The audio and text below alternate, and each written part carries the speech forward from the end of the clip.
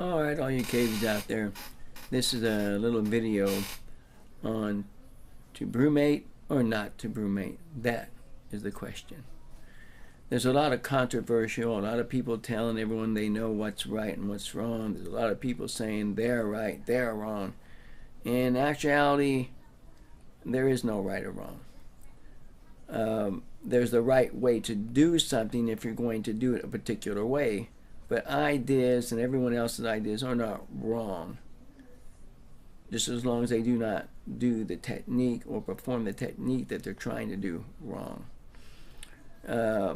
My concept is, for those people who do not brumate and just lower the temperature to around 60, 65 degrees, don't feed them, and then go through it, it works. I've seen it. And in the old days, you gotta remember, I'm old as dirt, so in the old days we didn't know nothing about brumation, so we did it this way. We just kind of threw them together and left them in there all year long. Then pow, one day they had eggs. Strange but true. Brumation is a way of reenacting or creating the concept of changing of the seasons, which does tend to work in throwing some animals into the breeding field. I personally have found, doing it both ways, that brumation in the refrigerator at 55 degrees for 3 months, no feed, no food, works best. I get the better response. I get better outcome of the amount of eggs I get. Everything's better. I can tell you my snake loses no more than 2 to 3% at the max of their body weight when they're in there, because they've slowed down their body metabolism so greatly. There are scary parts about doing it. If your snake is not totally healthy when you put them in there, you can kill them. If your refrigerator suddenly goes out and it gets to 100 degrees in there or whatever, you can kill them. If your regulator or thermostat that like I'm using goes out, it can get down to 30 degrees, you can freeze them. So there's issues there. It's an issue that I choose to take the way I take it. Now, natural brumation through just lowering the temperature to like 60, 65 degrees and put them back in there. The problem is when you do that and you don't feed them, you better pump them up pretty good in weight before you do that, because they drastically lose weight. They continue, the body metabolism continues to work. If you don't feed them, they lose weight. I feel it's a lot more unhealthy for them to do it that way. Now, I'm not saying it's wrong, guys, so don't be getting on here and give me a thumbs down saying I'm telling you. I'm not telling you that. This is my opinion, what I feel. I feel that it's unhealthy to put your snake through brumation and not feed them and watch their body weight drop. Okay, now, some people say they've only done it for a month. Well, if you can do it for a month, that's not such a bad thing. They won't lose that much weight over a month, and even over 2 months they won't. Start punching 3 months and they can lose some drastic body weight. If you make sure you pump them up good before you do that, you can do it that way too, and probably do it pretty securely and safe. So when everyone's out there fighting and stuff about amongst each other what's right, what's wrong, there is no right and wrong.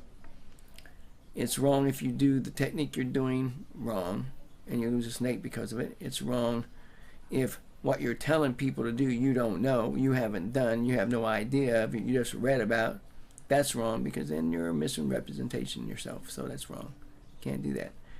Give you an example. When I was young and I had 2 huge Burmese pythons, I had no idea. Back in the day, they had no freaking YouTube and even a computer that I could go to and get information from. And the books I had definitely didn't have anything on how to raise reptiles, snakes, and breed them. So I just put my male and female together, and they were outside in a 4x4x4 enclosure. And during the summer, it got nice and hot. I had a vent that I set up. It never got above. I was in California, so it never got above 95 degrees. And then as winter come along, I closed the vent, and it never got below, say, 60. And wow, bang! What do you know? they had eggs, lots of them actually. And they hatched all perfectly fine because they didn't have a thing. I didn't know anything called an incubator back in them for snakes back in them days. I didn't know, had no idea. But now I do know this stuff. I do know all the newfangled techniques and newfangled equipment they use and all that stuff, and it all works great. So I'm going to take the stress off the animal and the stress off me by using the new equipment and the new ideas, and I find they work fine. But for you people who believe and continue to do it the old way, more power to you. It works, it's fine. But please, all I'm asking, don't argue about it. Don't have a fit and try and prove who's right or wrong and who knows more and who doesn't know more, because everything is perception. How I see something is different than you see something. No matter what you show me, my perception may see it one way. So anyway, guys, I just wanted, it's kind of a rant because I had this going on between a person. So I just wanted to let you know that my thought is brumation is necessary.